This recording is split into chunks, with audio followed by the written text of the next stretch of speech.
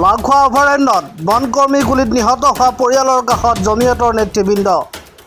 বন বিভাগৰ এনে কাৰ্য অমানৱীয় আৰু আইন বিৰোধী আখ্যা নগাঁও জিলাৰ জমিয়তৰ। নগাঁও জিলা জমিয়তৰ সাধাৰণ সম্পাদক মৌলানা আব্দুছ ছালামৰ নেতৃত্বত এটি সজাতি দলে আজি ঢিং বৰি চাপৰিত উপস্থিত হৈ বনকৰ্মী গুলীত নিহত হোৱা দুই ভাতৃদ্বয়ৰ অসহায় পৰিয়ালক কিছু খাদ্য সামগ্ৰী প্ৰদান কৰে।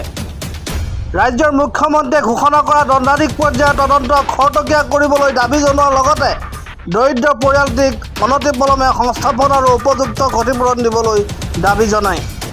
উল্লেখ্য যে মৌলানা আব্দুল নুৰ চাহাবে অসহায় পৰিয়ালটিৰ এটি শিশুৰ পঢ়া শুনাৰ সম্পূৰ্ণ দায়িত্ব বহন কৰিব বুলি উল্লেখ কৰে।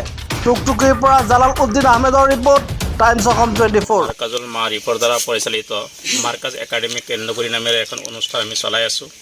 তাতে আমাৰ নাৰ্চাৰীৰ পৰা আৰম্ভ কৰি ক্লাছ 10লৈকে 13 মাহত আমি পঢ়াৰ পাঠদানৰ ব্যৱস্থা কৰিছোঁ। প্লাছ তাতে এখন ভিপ শাখাও আছে। তাত 40জন ছাত্ৰ আমি ছুপাৰ 40 নিচিনা 24 ঘণ্টা তাত হোষ্টেলত ৰাখি আমি লেখা পঢ়াৰ ব্যৱস্থা কৰিছোঁ।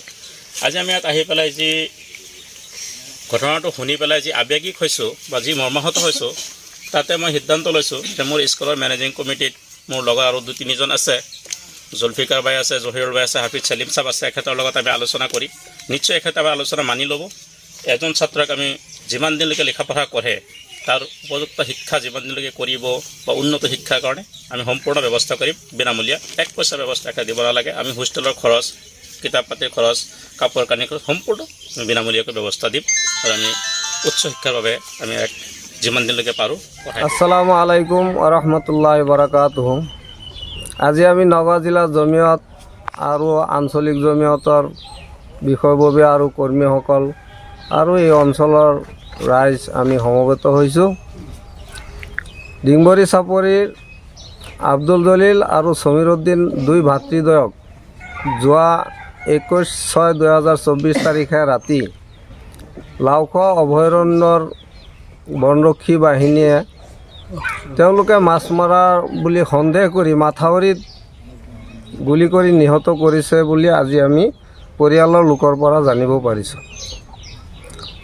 আমি এই ঘটনাটো শুনাৰ পিছত আৰু আজি আমি বুজ লৈ যিখিনি জানিব পাৰিছোঁ, আমি জমিয়তে বহুত দুখ পাইছোঁ আৰু উক্ত বিষয়ক উক্ত ঘটনাক আমি গৰিহণা দিছোঁ, তীব্ৰ নিন্দা জনাইছোঁ। যিহেতু আমি জনামতে এওঁলোক নিৰীহ আৰু বহুত দুখীয়া লোক।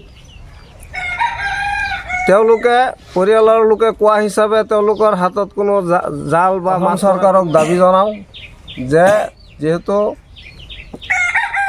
যিসকল বনৰক্ষী বাহিনীয়ে এই দুই ভাতৃদ্বয়ক গুলি কৰি নিহত কৰিছে, উপযুক্ত তদন্ত কৰি উপযুক্ত শাস্তি ব্যৱস্থা কৰিব লাগে আৰু এই দুয়োটা পৰিয়ালৰ এককালীন উপযুক্ত কমাচ কম 20 লাখকৈ টকা সাহায্য আগবঢ়াব লাগে। আৰু যিহেতু দুইজনী তিৰোতা বিধৱা হৈছে, তেওঁলোকৰ এই আপোনালোকে চাই আছে যে সৰু সৰু ল'ৰা ছোৱালী আছে।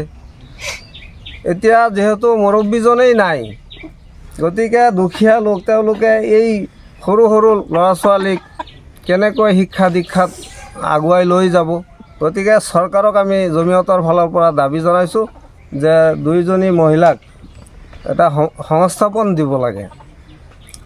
আৰু আমি জমিয়তৰ ফালৰ পৰা চৰকাৰক ৰিকুৱেষ্ট কৰিছোঁ যে এনেধৰণৰ অপ্ৰীতিকৰ ঘটনা আৰু ভৱিষ্যতে যাতে নহয়, চৰকাৰে ইয়াৰ বাবে বিহিত ব্যৱস্থা ল'ব লাগে। লগতে আমি অঞ্চলৰ ৰাইজক আমি জমিয়তৰ ফালৰ পৰা আহ্বান জনাম যে আপোনালোকে শান্তি শৃংখলা ৰক্ষা কৰি যাতে কোনো ধৰণৰ অপ্ৰীতিকৰ ঘটনা নহয়। যিহেতু আইন আছে, আদালত আছে, চৰকাৰক আমি দাবী জনাইছোঁ, বিভিন্ন দল সংগঠনে দাবী জনাইছে। আমাৰ আশা আছে নিশ্চয় চৰকাৰে ইয়াৰ বিহিত ব্যৱস্থা আৰু তদন্তৰ ব্যৱস্থা কৰি বনৰক্ষীৰ যিসকল কৰ্মীয়ে এই অপ্ৰীতিকৰ ঘটনা কৰিছে তেওঁলোকক উপযুক্ত শাস্তি দিব বুলি আমি চৰকাৰৰ ওপৰত আমাৰ বিশ্বাস আছে আৰু আমি দাবী জনাইছোঁ।